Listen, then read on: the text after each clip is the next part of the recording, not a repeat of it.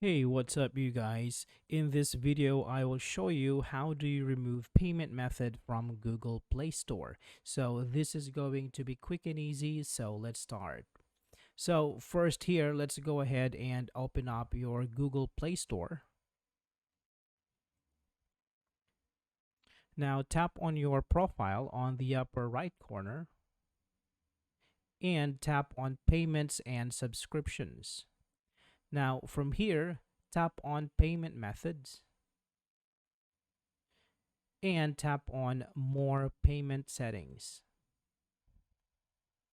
Now from here, you can see your payment method in here, and you can actually tap on this button that says remove.